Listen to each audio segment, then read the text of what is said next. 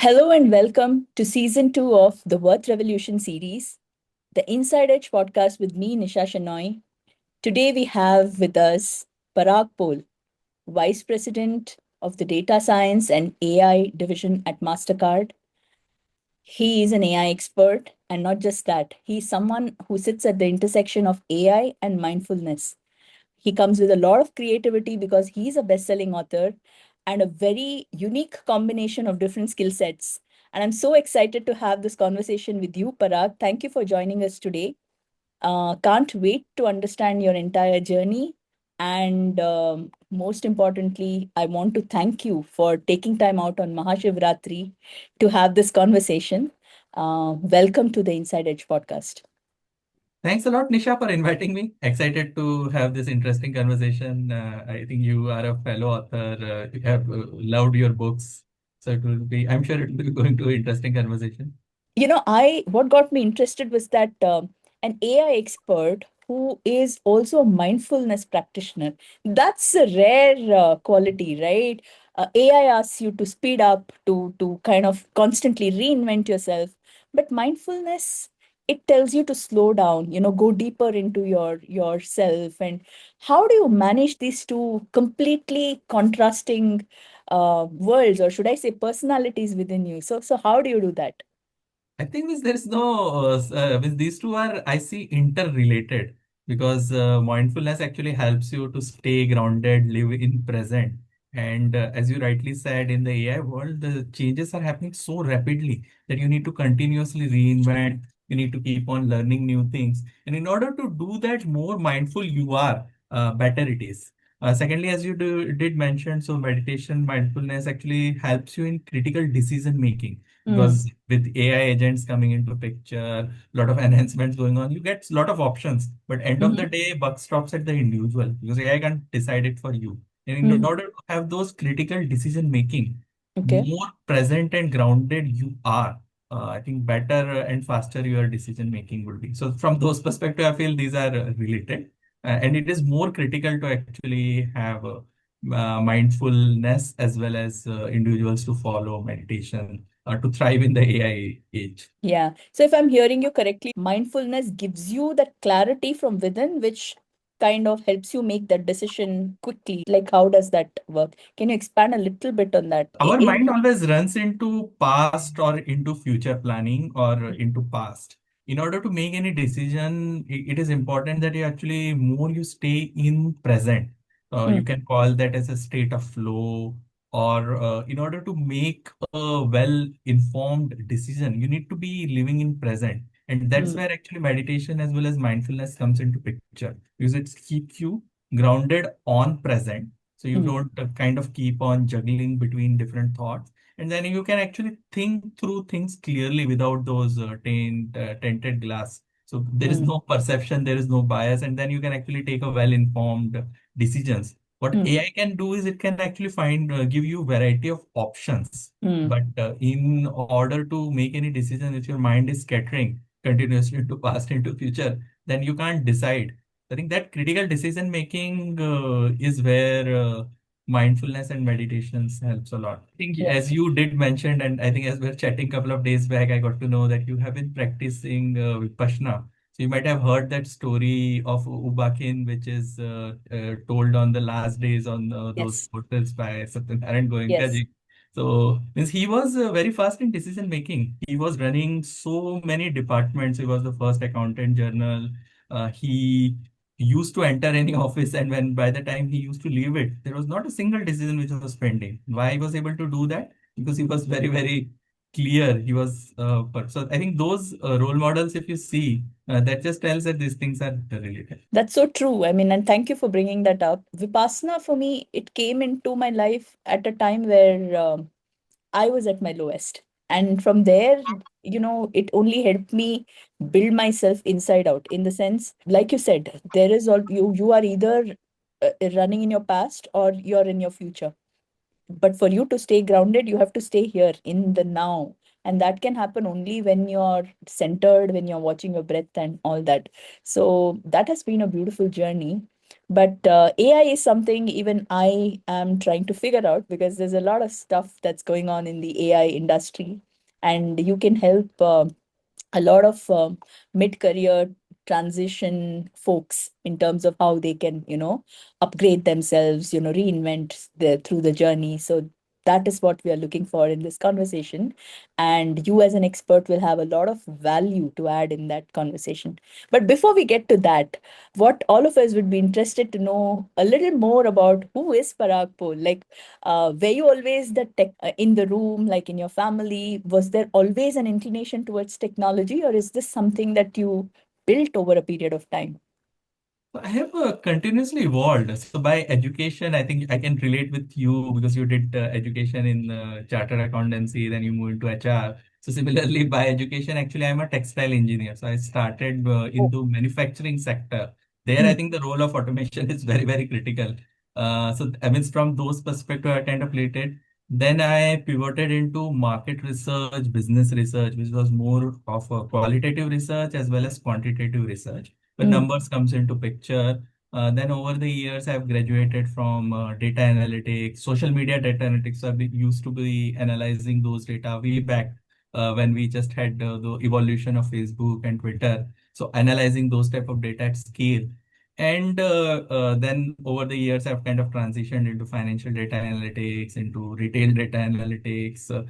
And here, as I've done actually a lot of these things manually and using older tools. So that's why I can actually appreciate the latest enhancements which are happening in the AI world more, because it was very painful activity to do a lot of those things without the tools which we have available. For example, with my kids, I think they don't need to perform a lot of those manual activities which can be which done were and there should be earlier. done by AI. And they can actually focus more on the deeper things in terms of insights, taking action, doing more value-added work. So from those perspectives, my kind of role has evolved over the years. And I think the changes which are actually happening in the industry. So earlier, if I look at almost a decade back, so there used to be similar AI tools, but only for large corporates. Hmm, So at that time, it was not available. But after the advent of ChatGPT from 2023 onwards or 24 onwards, you can kind of say that it is now anyone can potentially use it. Earlier, it was privileged to be used by a very, very large corporation who can spend a lot of money. So I hmm. think that's something which has changed, and I think it's all changes for good. So. Absolutely. I mean, anything that gets democratized has its own upside and also a flip side to it. Yeah, to a large extent, when people get access to new tools, everybody can try and test it. And it has made our life so much easier, not just from a job standpoint. AI is also doing a lot of stuff for us in our everyday lives. So that way, it has really changed the way each of us can operate. Like for me, as someone who's operating from home as an author, and you are also one, so some part of AI does a lot of research, while it's not so much advisable from a writing style standpoint, and you can give your opinion there in terms of how do you write your books, because you're also a best-selling author, and how much of AI comes into the book. So tell us a little bit about your author persona. So how do you manage that? So I started means I think as I selected the initial topic. So my second book was on generative AI, democratizing data analytics. And as you rightly said, because that's a topic which is very close to my heart, that there should be a level playing field, individuals should have access. So that's my second book. The first book which I started was Ganimi Kawa, Lessons from Maratha Guerrilla Warfare from History into Wow. Corporate Strategy and how today's corporates can actually use it. So there I have started with that broken that down into actually three phases. So you would have read that book first 90 days. So there we have different star model. Mm, So I've actually used those era. So Shivaji's era is what I call as the startup era. So where there are a lot of monopolies. So, and then you as a startup, how can actually you leverage it? So there are certain basic fundamentals of Ganimi Kawa, which can be used by any of the startups, or you as an individual can use it. Then when there is the strategic realignment piece, which is, I think you might have seen that movie Chava, when there was yeah. an army Yeah. of almost 500,000 which came and how that was defeated. So I think that part, there are a lot of lessons in terms of when you are actually fighting an army almost 10 times your size, then what are those fundamental which actually helps you in terms of using the resources in a which you have where you have much lower Optimum. resources, and how can you optimally use it. And then the third part of that book was Bajirao's era, which is rapid expansion. So Mm. in a lot of industries we do apply. So that's more written from corporate strategy. I've been working in corporate strategy for almost 2 decades. So that's where, and Maratha history is something I'm just reading from the childhood. I thought that that would be very useful topic for me Yeah. to start writing. Now coming to your question on how I typically write it, so I think first you need to be crystal clear in terms of what you're going to write in. So Mm. there's I spend almost significant amount of time in having a robust outline, having a very clear picture of what different chapters, what different parts would be, because that just gives you some kind of an anchor where you can go Mm. back to. Then kind of set some kind of a logistical error. So I used to write early in the morning, started with for the first book. For second, I have to obviously write in the later night part. But that's where actually you get into that flow state, and you before every night before you write it out, you had that topics in the mind that tomorrow I'm going to write on this particular topic. So as you write the outline, that these will be different chapters, and you just kind of concentrate and write on those. So then actually those thoughts comes into picture.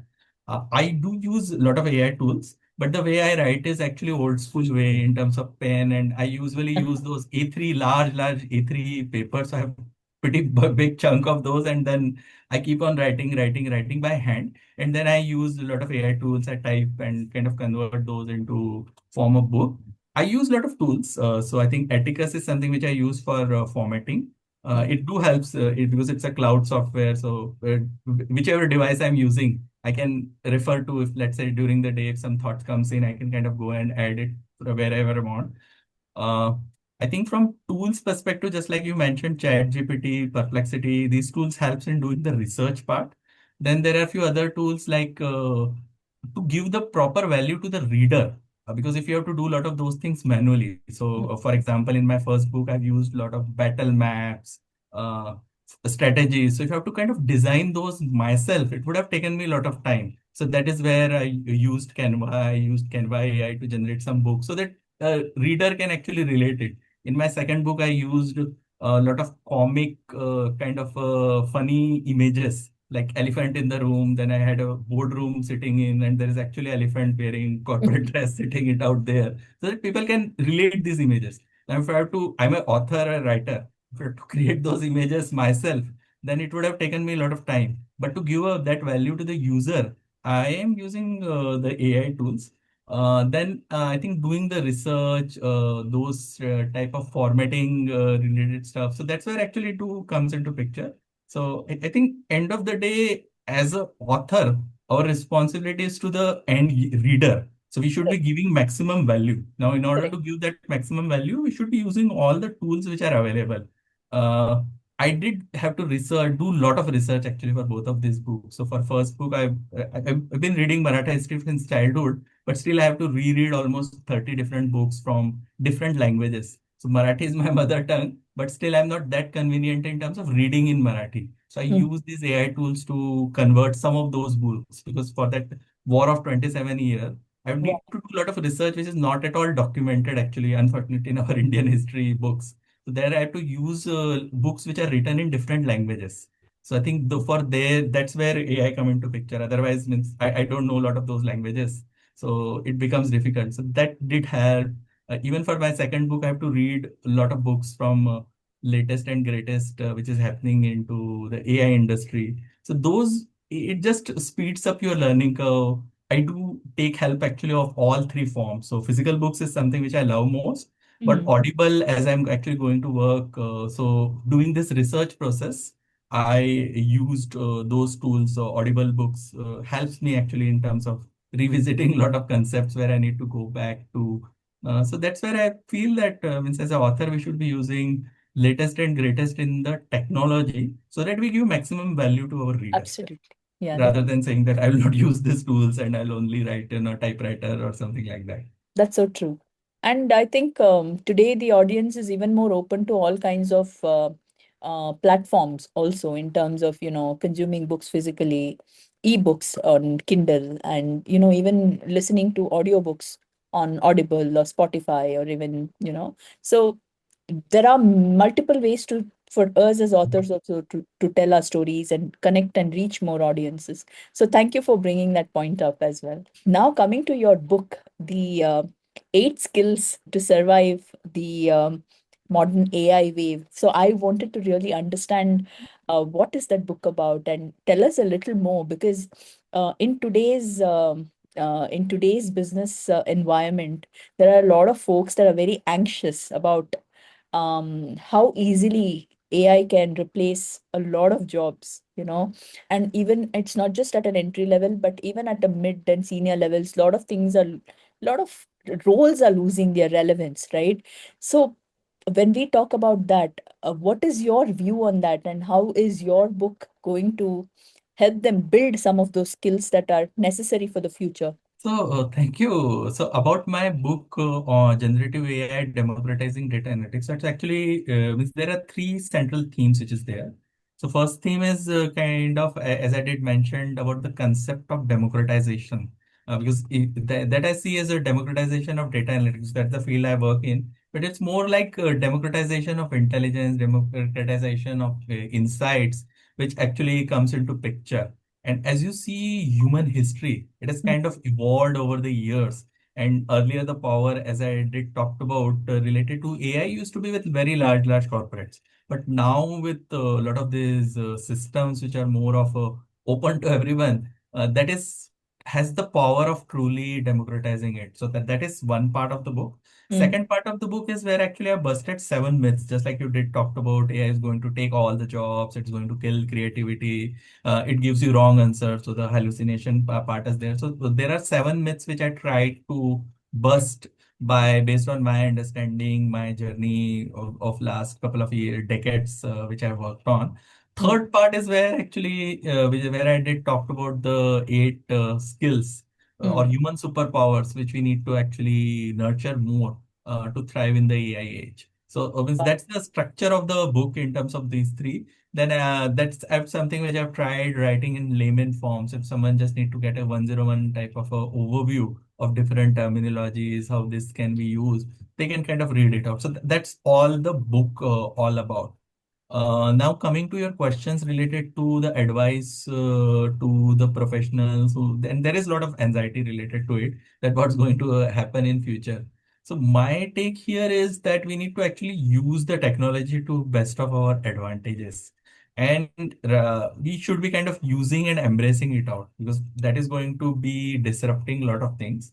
But what actually it is doing is it is automating a lot of stuff which is kind of either manual, but the individuals who understand the fundamental, who can actually leverage this to do more complex work, mm, they can actually thrive. So rather than focusing your skills on only that, I will just only do this type of a things, you should be kind of keep that open mindset of mm, using the latest changes which are happening. So I think last couple of weeks back, there have been a lot of enhancements happening related to software development, coding. Now AI can actually do a lot of those things. So here, individuals who understand complex thing and complex problem solving, those would can actually use these tools better and do much more complex work. Yeah, I just want one more additional thing. Let's say, most of the people who are already in this journey, right? They can work on upgrading and enhancements. But in any change wave, you know that there will be one set of people that have a lot of resistance, and they will be the last ones to get into that journey. So for someone who's not yet started their AI journey, what is that one small micro shift that they can do, this month? Or what is that one skill they should look at in terms of building if they've never done anything around, tech or AI in their life? Where do they start? I think my suggestion would be start small but take fast action. So Mm, means you can just take just like your question is micro step. What is the thing in your current job which because there are certain things in our day-to-day work which you mm, actually enjoy doing more, but mm, then there are certain things which don't enjoy. So my suggestion would be they just kind of jot down what are the things which they don't like much, and then try to take help from variety of AI tools, mm, which and how they can take help from those, because then it will free up their bandwidth if some of mm, those things which they hate doing. then they will be actually concentrating on more on the things which they love doing more, and they can do really deeper. So those type of actions, I would say, start doing it. There are a lot of free tools available, from ChatGPT to Cloud to Copilot. So use whichever one they want to use, because those can be good starting point. And Mm, as they get more comfortable, then they can keep on upgrading to more complex tools specific for to their particular industry, because there are a lot of job function as well as industry specific tools which are available. So my suggestion would be start with these basic tools, mm. ChatGPT, Copilot, etc., and then keep on evolving as they get more and more comfortable, and start with the things which they hate most, because that's where that wow factor would come into picture. They'll get more comfortable, that it's making my life easy, not difficult. That's a very interesting take. Because lot of us think that, we'll want to start with something that's easier. And you actually tackled, the part where, don't remember the name of the author, but the name of the book is Eat That Frog. Brian Tracy, is it? Okay, Yeah. so uh, in that, it's the same thing, you have to do it, whatever it is, right? So Parag, I now want to make a little switch from AI into the other aspects of your life. I know that you're a sports enthusiast. So tell us a little more about what sport has taught you in terms of leadership. And, while we were children, some parents are very keen in sending their children to sports, but there are a few who are more inclined towards fine arts and, the other parts. What is your view in terms of how sport can build someone's career up? I think this is a topic I'm these days I'm very much fascinated about, because there is a lot of excellence lessons which comes from sports. Mm, So if I actually am reading these days a lot of biographies and autobiographies, because this is one category of books which I always love to know. So I'm reading a lot of cricketers, chess, Vishwanathan Anand, tennis players, coaches. So these books, and sports actually teaches us a lot of discipline, and there is a structured way of getting solved. So there are a lot of lessons which can be actually used in corporate world where we typically work in, or to succeed in any area of the life. Because there is a lot of things related to, you need to do daily practice. There is a lot of focus on, you did talk about Eat That Frog, Atomic Habits. So there is a lot of focus on the habits, because your habits forms you. You need to have those strong habits. And sports person, if you look at it, they do practice. So Michael Phillips was doing it for years and years, and that's why he was able to get so many gold medals. Uh, Similarly, if you look at Sachin or any of the other greater mm, cricketers, they do a lot of practice. So it actually teaches us a lot of discipline, power of rituals, power of habits, the mindsets in which they get into pick their the visualizations which they typically do. So it too teaches a lot of life skills.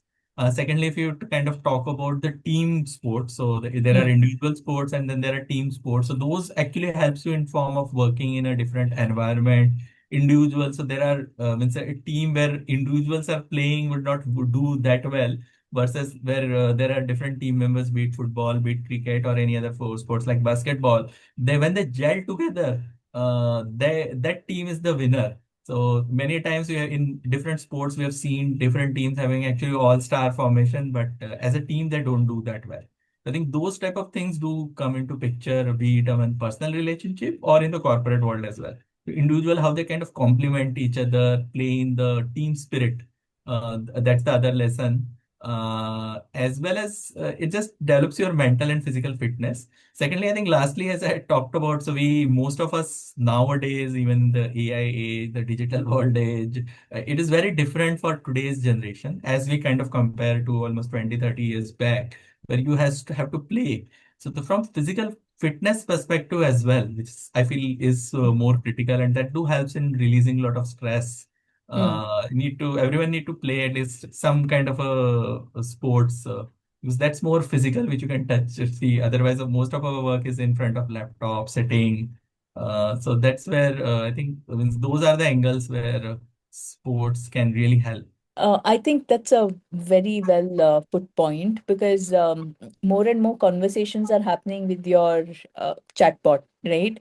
And that also reduces your need to have social connections, because youngsters are getting more and more into those conversations, and somewhere a line needs to be drawn as to how much time you'll actually spend with the bot, or with your AI tools versus real conversations and real this thing. Because honestly, even I as an author do use bots for research and stuff, and I find them quite pleasing, in the sense they're quite warm. I mean, those conversations that I have with ChatGPT, I feel like it's very warm, it's very friendly. I don't get that, criticism, like, it doesn't bombard me with things. It tells me very nicely. So I see where youngsters will so easily get into it and treat that as a friend. So where and how do you balance these things in terms of what is your one message for the younger generation as to how they can, build that balance between the real and the world and the AI world? I think you will be just like you did quoted Brian Tracy is one of my favorite author as along with others. So there are actually in that book there are two sentences which are very close to me. Technology is a terrible master, but technology is a wonderful servant. So from those perspective, with this Instagram reel, YouTube shorts, a lot of those shorter, fast content, which actually gives this dopamine rush to younger generation, because they have our generation would have actually seen the evolution, but they Correct. are seeing their mind is getting developed. I think it is important for them to kind of control these technologies. So don't be a servant of it. And that's where I think this mindfulness ability to control your mind to do what is most important, that do comes into picture. So I think that would be most important message to any of the youngsters, including my both kids, to stay control their mind in terms of not getting addicted to digital distractions and those things, because you might be having some plans of doing it, but when you actually go into the scrolling mode, time is gone. And same things do apply with a lot of these web series, and you kind of do the binge watching. I think that is important because time is the most precious asset. So I think that would be one of the key thing. And then I would say related to keeping the open mind in terms of learning different things. Because I think if you look at in our generations, the technology span was much higher, but now it is changing very fast. So people need to pick up things fast and learn. So I think those would be the two things: ability to learn, ability to unlearn, relearn at a very fast manner. Yeah. That becomes important. You don't need to get attached to a particular way of doing things or particular tools or technologies. I think those would be critical for the younger Gen Alpha, Gen Beta as they come into workforce. And thank you for saying that. And I also want you to talk a little bit about how do you personally work through setbacks? Like if you fail at something, what are some of those things that you do? Because that is also one area where, some of Mhm. us, even the older generation, still struggle with, and even the younger ones, what happens when you take failure to heart, and how do you really, work through those as a leader? So Yeah, what do you do for you, for I your think in terms of I'll kind of break it down into from Indian perspective, as well as I think what I've been kind of learning and evolving as I'm in this learning phase right now. So there are a few practical things which I'll talk about, which will actually help me personally Mm, in terms of when you don't get the desired results. There are a few things which I do. I do journal a lot, and that's why I got into actually book writing, because I used from COVID era I used to journal a lot. So there. Certain prompts from Robin Sharma, which I like most in such scenario. What's the opportunity here? So he calls it in mm, most of his books and a lot of places to try to understand what the lesson it is trying to teach you, what went well, what did not went well. Gratitude plays an important role, because once you have gratitude, then you can't have the disappointment. So what are the things? Because in everything, there would be some positives which would actually come into picture from any setback. Just like I think we take this example of Thomas Alva Edison's trying 100 different ways to get his yeah. light bulb clicked. So he know that these 100 do not work, and kind of keep on trying it out. I think that is important, and that's where I would say in terms of the Indian thinking. as well as if I see from the Western startups, because in Indian we have pretty good in terms of having those leadership roles or the executives. But when actually it comes to the startup phase, which is changing now, Yeah. but the way this startup failures is considered in the Silicon Valley as compared to in India, that is the difference. Because you need to see that you try, take risk. Sometimes it works, sometimes it do not work. So as they say, failure is a stepping stone to success. So don't look at it out. What's the opportunity here, as you say, that try to understand that what universe is trying to tell you. So that I help. So personally, I do a lot of nature walk, and you actually maybe sometime might be doing walking meditation or putting some motivational music or audio to do. So that do actually helps in terms of clearing, because motion is important in such setbacks. You can't be sitting on the same place. You change the environment, either go in a different city, take some vacation if it is a bigger setback. If it is smaller, then just go around, walk in a block, preferably in park, or if you can go on a beaches or mountains, wherever you do. I think those do helps. I think journaling, which we talked about, gratitude, meditation do helps, but Yeah. it's not always easy when you might not be in that state of mind. So I think those are some of those things which do helps. Thank you. I think I really like that part where you mentioned motion. Motion is very important, like movement. Like you have to keep moving so that you kind of release the energy, whatever is pent up inside you, right? And you also brought out an important point that sitting down for meditation may not be easy for everyone. And those who cannot do that have to move and, find out the way that they can release their stress in some form or manner. So fitness becomes very important both physically and mentally. And thank you for bringing that point up, because I think that is the point where, that makes us stronger in terms of looking at setback as just as a setback and not a failure. It's just a pit stop in between where you are right now to, you changing your tires and then moving ahead in the journey and finishing your lap, whatever, right? And failure is not really like, failure, end of the game ever. I mean, you till the time you don't give up, the journey goes on. And that's a very important message you have given, Parag. Thank you so much for that. Um, for me personally, I think I did not understand meditation, even though I did Vipassana and all of that. For me to sit down and do those for long hours, I was not able to do. But like you said, when I was moving, walking became a meditative space for me. Like when I'm walking, I'm also thinking, I'm breathing, and it that is what I used to have so much resistance to fitness, physical fitness. And those who have read my books understand that journey and where it comes from body image issues. So even getting down from my house down to walk used to be very difficult at one point.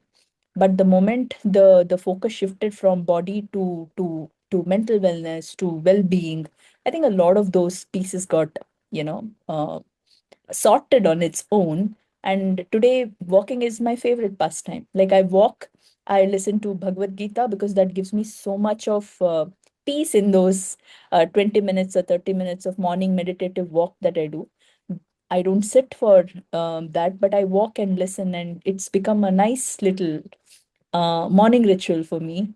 So when you were talking about motion, it just reminded me of how I deal with clearing my cache memory every morning, just clearing everything and then going back fresh back to my day. Before we get into the end of the podcast, what I wanted to understand is, um, where do you see AI in the next 3 years, 5 years? What is going to change, or do you have a view of um, what is it going to bring? Is it going to be bigger? Is it going to bring a complete shift, or is it going to stabilize after a point? What is your insider view in this whole AI industry? Also on democratization aspects, I think that is going to be the game changer, because as people more start to use it in their day-to-day life, because there are these concepts like if you look at into ChatGPT, OpenAI, why they are so successful, because there is this human reinforcement angle which do comes in. So humans do give that feedback, and it's keep on improving.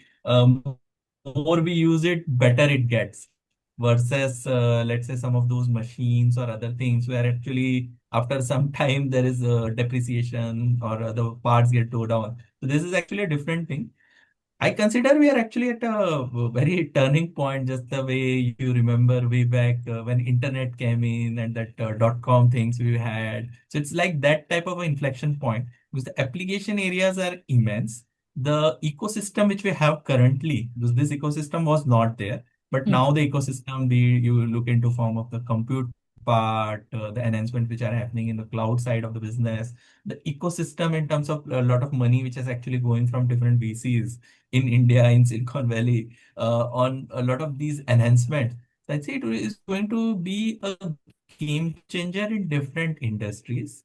It is going to disrupt. If I look at from a human perspective in the long term, there are many problems which were not being able to solve. So be it clinical research on a lot of diseases where because of the bandwidth, priority, funding, those were not being able to tackled in an earlier manner. But Hmm. now, if you want to use AI in a positive manner, that is something which can be done. So we would be actually going into those phases, and it might be very exciting time. Talking about our day-to-day life, it is changing already that drastically. So Hmm. it's all of us use our Siri and Alexa and those type of things which do bring in. So you can auto schedule it. So conversational commands versus the code which we used to write earlier. So earlier those used to be complex code, then it got simpler codes. Now we just like you use ChatGPT, so you can type in plain English.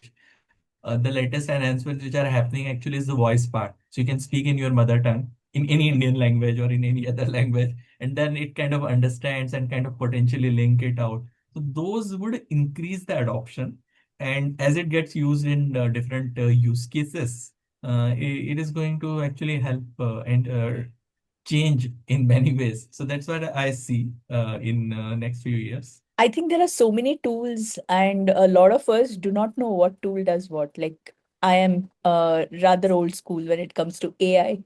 So maybe, in this conversation, while I was thinking, maybe someday you'll just write a book of all the tools that exist. And I don't know if you've already done that, but what is for what, and, that kind of a thing. And um, I didn't even know that something like that exists, or it is getting built where, you can talk in a certain language and it'll do something else. And the other day, somebody asked me, I'm an author. So they were like, you could write something and then AI can just put that into a completely formatted document. I said, I don't know.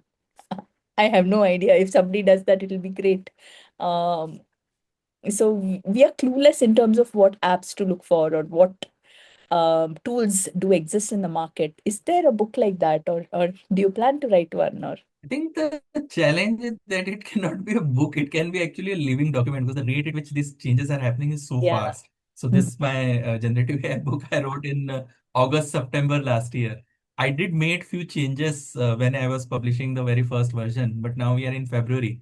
The rate at which these newer tools are coming in, that might get too outdated. So I think that it is very, very fast moving field where the Absolutely. latest tools doing variety of different things are coming at a very faster rate. So that would be a challenge how to keep it latest, greatest, and most relevant. Because whatever we have mentioned in those books, those a lot of those things still need a revision in Mm. less than a year. So mostly I could do concentrate on this a combination of fusion of things is something which I love a lot.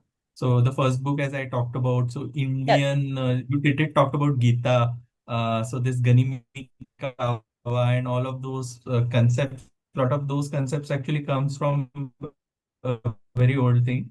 So that's something I find Mm. very fascinating of combining different things. Second one, as I did talked about, is related to AI and how human super skills can actually help. So meditation, mindfulness, etc. kinds of come in.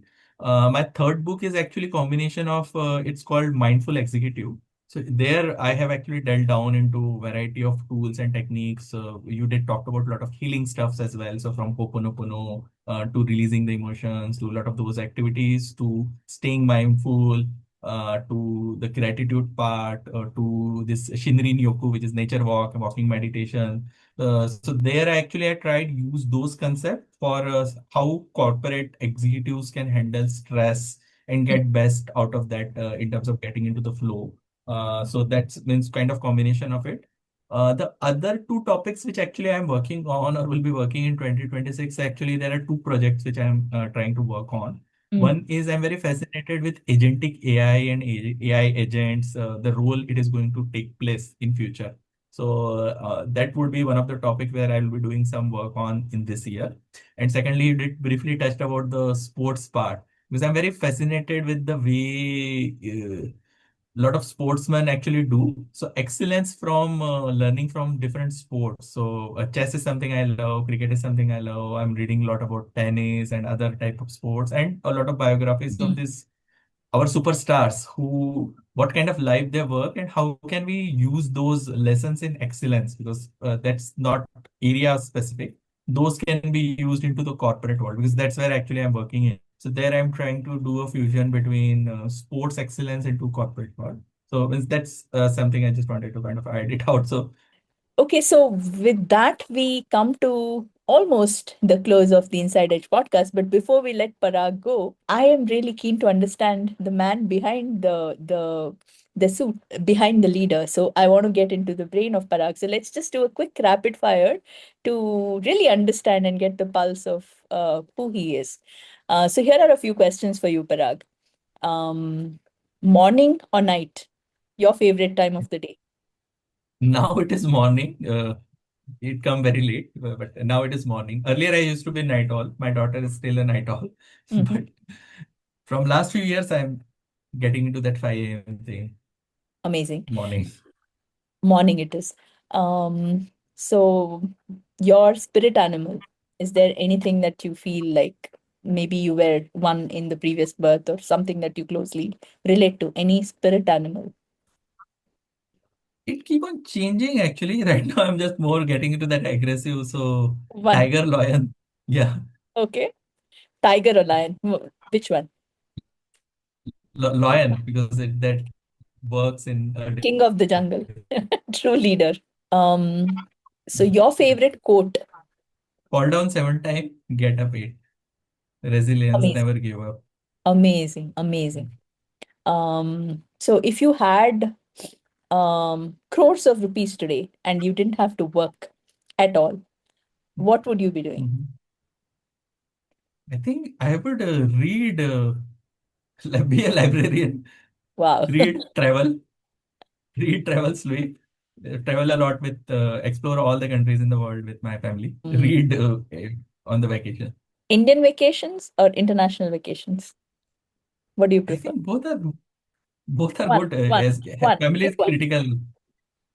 Pick one. What's your favorite? Indian vacations or international vacations? International, I would say, because I've not done more of those. So You've done a lot in India. yeah, Thank you so much, Parag, for taking out time for us to do this today. Really appreciate you taking time out today because today is Mahashivratri and we start uh, a whole new journey with this energy. And you have taken time out today, despite your family goals, to actually talk to our listeners. So I'm deeply grateful for that. And you've given us a lot of beautiful nuggets in terms of how we can accelerate our AI journey. And I'm really thanking you from on behalf of all the viewers and listeners who are going to get impacted by your story. Thank you so much. Is there anything else you would like to say before you leave?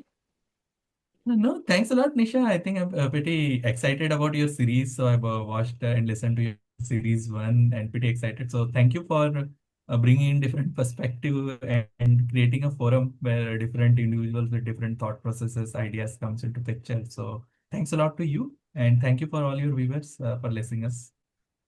Thank you.